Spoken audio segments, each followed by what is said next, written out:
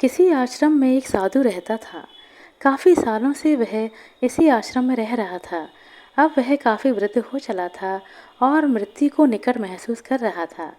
लेकिन संतुष्ट था कि 30 साल से उसने प्रभु का सिमरन किया है। उसके खाते में ढेर सारा पुण्य जमा है, इसीलिए उसे मोक्ष मिलना तो तय है। एक दिन उसके ख्याल में एक स्त्री आई। स्त्री ने साधु से कहा, अपने एक दिन के पुण्य मुझे दे दो और मेरे एक दिन के पाप तुम वरण कर लो।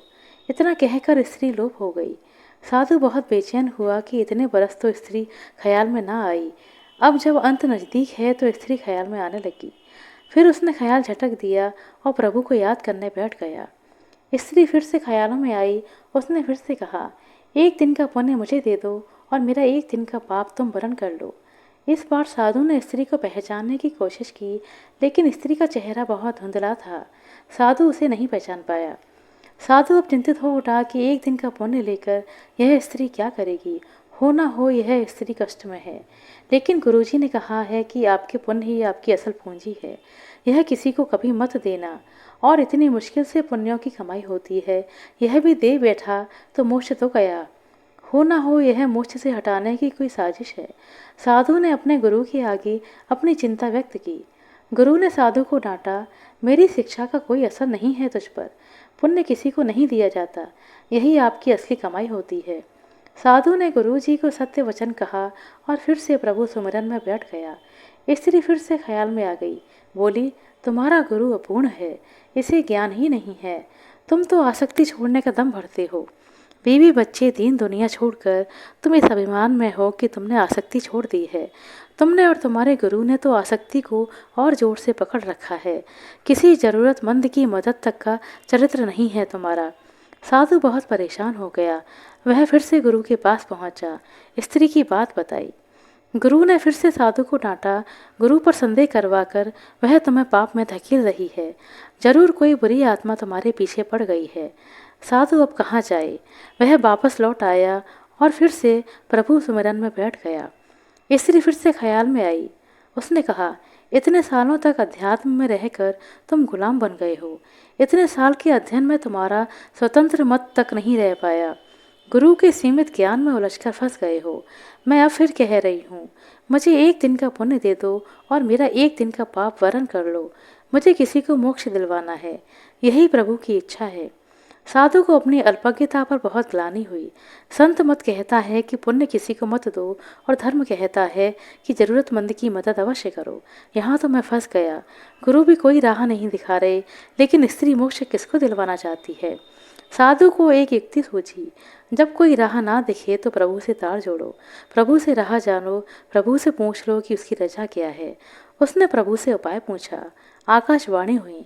वाणी ने पूछा, पहले तो तुम ही बताओ कि तुम कौन से पुण्य पर इतरा रहे हो। साधु ने कहा, मैंने 30 साल प्रभु सुमिरन किया है। 30 साल में भिक्षा पर रह रहा हूँ। कुछ भी संचय नहीं किया, त्याग को ही जीवन माना है।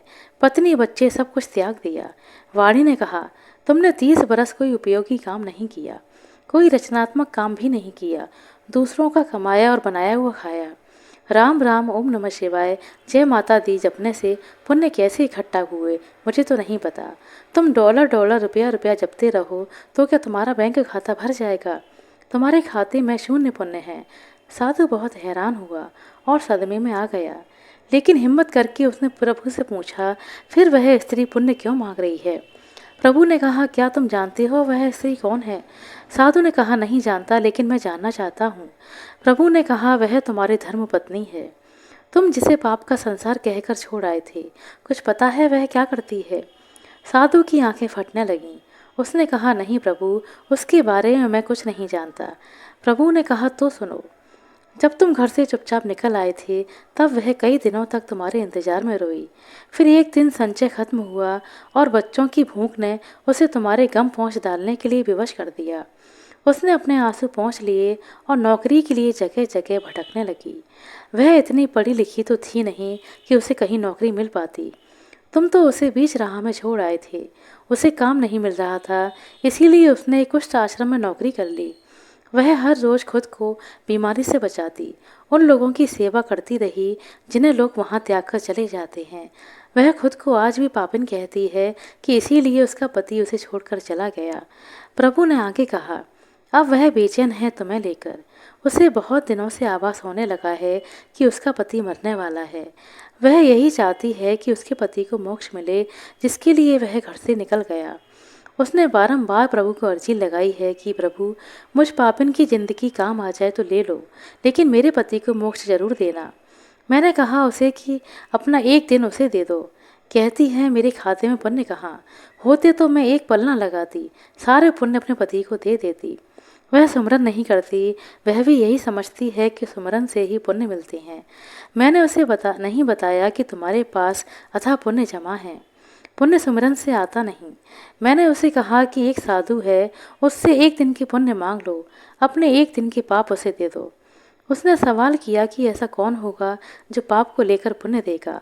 मैंने उसे आश्वस्त किया है कि साधु लोग ऐसे ही होते हैं। वह औरत अपने पुण्य तुम्हें दे रही थी और तुम न जाने कौन से हिसाब किताब में पड़े बैठे हो। तुम तो साधु भी ठीक से नहीं बन पाए हो। तुमने कभी नहीं सोचा कि पत्नी और बच्चे कैसे होंगे, लेकिन पत्नी आज भी बेचैन है कि तुम लक्ष्य को प्राप्त करो। तुम्हारी पत्नी को कुष्ठ रोग है, वह खुद मृत्यु शैया पर पड़ी है, लेकिन तुम्हारे लिए मोक्ष की इच्छा रखती है। तुम सिर्फ अपने मोक्ष के लिए 30 बरस से हिसाब किताब में लगे हो। साधु के बदन पर पसीने की बूंदें बहने लगीं, उसकी सांस तेज होने लगी। साधु हड़बड़ाकर उठ बैठा, उसके माथे पर पसीना बह रहा था। उसने बाहर झांका, देखा सुबह होने को थी। उसने जल्दी से अपना झोला बांधा और गुरुजी के सामने जाकर खड़ा हो गया। गुरुजी ने पूछा, आज इतने जल्दी भिक्षा पर जा रहे हो? साधु ने कहा, नहीं, घर जा रहा हूँ। गुरुजी ने कहा, अब घर क्या करने जा रहे हो? साधु ने कहा, धर्म सीखने जा रहा हूँ। धर्म केवल वह नहीं है कि जो मंदिरों की घंटी बजाए, घंटों पूजा करें, मस्जिदों में जाकर नमाज पढ़ें, गिरजाघरों में जाकर प्रार्थना करें, गुरु ग्रंथ साहब का पाठ करें। ये सब तो धर्म से जोड़ने और सीखने के केंद्र हैं। असली धर्म तो वह है किसी भूखे को खाना खिलाएं, किसी अंधे को सड़क पार कराएं, किसी ज़रूरतमंद की सहायता करें, किसी बीमार असहाय का इलाज कराएं और किसी छात्र की पढ़ने में सहायता करें। यही असली धर्म है और यही असली पुण्य है। पूजा पाठ दिखावा करने से आपके पुण्य नहीं बढ़ेंगे। किसी की सच्ची मदद करेंगे तभी आपके वास्तविक पुण्य का खाता बढ़ेगा। आशा करते हैं दोस्तों आपको हमारे द्वारा सुनाई गई यह कहानी अच्छी लगी होगी। कहानी अच्छी लगी हो तो कृपया लाइक कर दें, शेयर कर दें। चैनल पर नए हैं तो सब्सक्राइब कर लें। अपना कीमती समय देने के लिए बहुत बहुत धन्यवाद। मिलते हैं अगले वीडियो में, तब तक के लिए नमस्कार।